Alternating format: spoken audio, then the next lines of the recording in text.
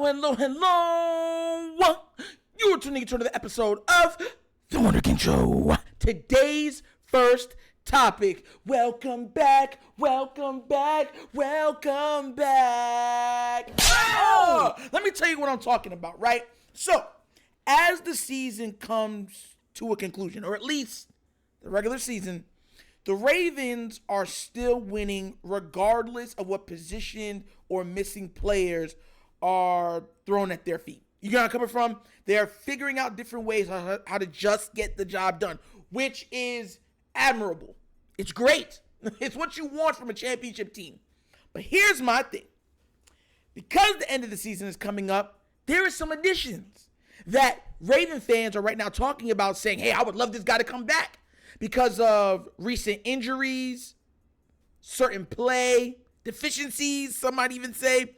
And you already know who the two big names are that I believe was trending about coming back to the Ravens, right? And if you look right here, that was one of the big names, Justin Houston.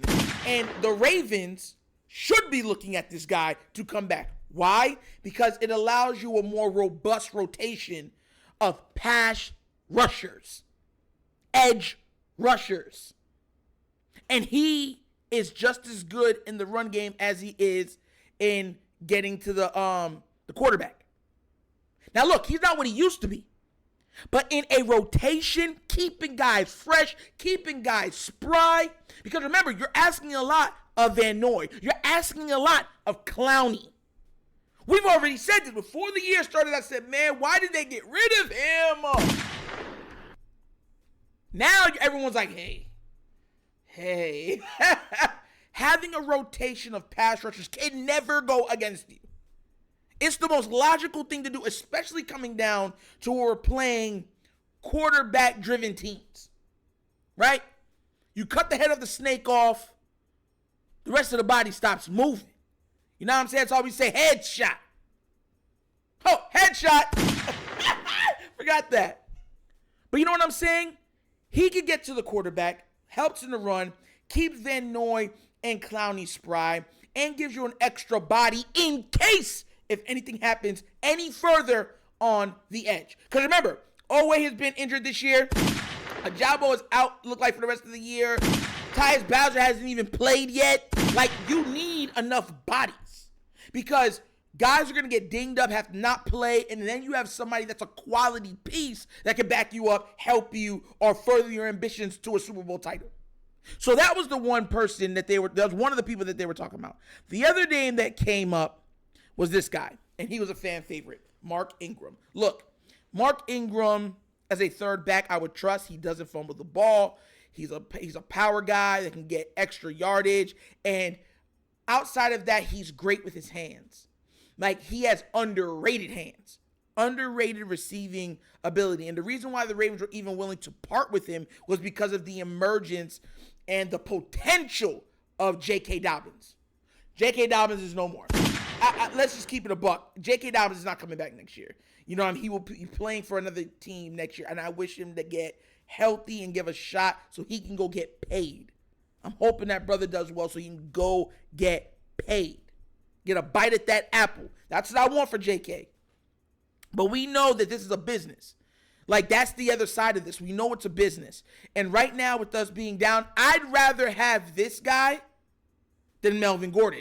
I'm just keeping it a buck. I know some people are going to be like, no, Nitro, he's old, he's doing things. Y'all said the same thing about Van Noy. Van Noy came off the Pat McAfee show at 30-something years old. Van Noy's so old, the man was on the ark. He was one of Noah's sons. Father, where thus do the lions and tigers goeth within the arketh. Bro, that's what it is. So my thing is like this. He be coming back refreshed, no mileage on his tires this season, and willing to put his body on the line to secure a Super Bowl victory. Because that's all that's on his mind. That's all that's on his mind, trying to get a Super Bowl. Come back for one last ride. What's that one? The one song from Fast and Furious. It's been a long day without you, my friend. And I tell you all about it when we see you again. I'm telling y'all, bro. Nobody will complain if this man comes back. Nobody. Nobody. Nobody's complaining about it. And I won't be complaining about it either. But those are the two players that fans were talking about. Now, me, I'm a little more intrusive with my thoughts. A little more weird, a little more off kilter. You guys know that. I'm not normal. But let me tell you this, right? I've been praying, and everybody's been watching this for I don't want to use the word demise, but the failure, that's a better term, the failure of the Atlanta Falcons. And everybody thought, oh, he wants the failure of the Falcons, right? Because they played Lamar. Yeah, that's part of it. Because, Lamar the bro, you know what I'm saying? Like, Lamar's the bro. Like, I ain't finna have you messing with the bro like that, you know what I'm saying? Let's just be real. And for the owner talking out the side of his neck like he did, oh, yeah, you thought I forgot about you. But no, that wasn't the biggest reason why. The biggest reason why is because the Ravens have one big, glaring problem on the defense that has yet to be addressed. And do you know what that was? It was the problem, I want to say, yeah, covered the 3 over the 3 years ago, right? And it goes by 2 words: run defense. I've been praying that the Atlanta Falcons fail. They succumb to horrible coaching and get blown out every game and then start trying to unload contracts so that this player would be up for grabs if they released him. And that is Calais Campbell. This line looked entirely different when that brother was playing. No one's bringing this up. That's why I've been praying, God, let the Falcons fail this week. Please. I'm looking at the bigger picture, Lord. You know what I want. You know what I need. You know what I'm thinking. They fail. They have to unload contracts. Even guys that signed 2-year deals. And that means Calais would be on the block. Oh, yeah. And he would be able to leave and go anywhere he wants to be signed. What fan? And he's still playing elite football. He got like five sacks on the season. And he's an amazing run stuffer. He's playing still like elite. Like, could y'all imagine with the now pass rush that we have acquired through prayer and blessings, if we added this brother to the mix and he's still playing every down?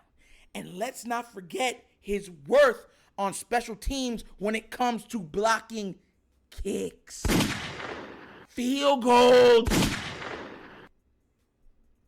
Oh, y'all think I forgot? You see what I'm trying to say? That's where my mind goes. Everyone said, oh, Mark Ingram. I'm not going to complain about it. Come back, Mark Ingram, going to get that Super Bowl. Everyone was saying, oh, what's it called? Justin Houston. Hey, Justin Houston, I love what you did for this team, bro. Come back and get this Super Bowl. You know what I'm saying? But nobody was bringing up this brother. And that's why I want y'all to get into my brain for a second. That's why I've been hoping, praying, asking the Lord for the failure of the Atlanta Falcons. Because when a team fails badly, they're losing. There's nothing to play for. So they're looking to get rid of some of those contracts to get money to go acquire better players the following season. This brother coming back would be the difference. Because as y'all seen last week what the Bills did, they ran it down. Who? The Cowboys' throat. Y'all notice in the run game now, right? McCaffrey does what? He's been running it down people's throats. You're noticing because it's getting colder. That's why they say during this time of the year, you know what travels? Your run game and your defense. And if you can't stop the run at this time of the year, that's a problem. And any Ravens fan that needs to remember how bad it was. Y'all remember what Derrick Henry did to us. Y'all remember it was barbecue chicken. I have never, as a Ravens fan, seen a player run like that on us. He was running passing, everything. Throwing, stiff arming guys, turning them around, having defenders making business decisions. I didn't like that feeling. And I'm somebody that always learns from his mistakes, but I like to learn from other people's mistakes before I actually ever have to go through it. And because we went through it, this guy, I don't care what EDC does for the rest of the season because there's not that many players, if any, to acquire right now that would help your team. But if this man became free from the Atlanta Falcons, there would be no excuse that anybody could give me that EDC doesn't pick up that phone call immediately and say, come back home. Come to this flock. Get this money. Let's get this championship. And let's ride off into the sunset together. There'd be no excuses. And for anybody to make an excuse, I know you're not saying that to my face. I'm not taking none of it. Boy, I'm about to bring it from the ground to the ground up. I ain't playing. No excuse. This man would change everything. You think the defense is good now? Imagine what could teams do with him and Justin Madubuike playing off each other. Oh my God, what a beautiful thing it would be. And the crazy thing is, I said this at the beginning of the season. And if you watch this show enough, you've heard me say it at the beginning of the season. And I heard people making excuses, say, oh, you got to let the young guys play. Let the big dogs eat. And I said, you let go of 3 dudes. You had to at least keep one of those 3. But the one guy that anchors our defense, you let him go. So yeah, Raven fans need to be praying for the Atlanta Falcons to fail, crash, burn, get blown out. I'm praying for them to get blown out one time by 50, get so embarrassed that the GM says, look, we're just going to start over, bro. We're going to start over. It is what it is. We thought we might be able to compete this year, maybe make the playoffs, make some extra money. We're losing money. Just take these dudes off the books and let them go somewhere else and give them a chance to go win.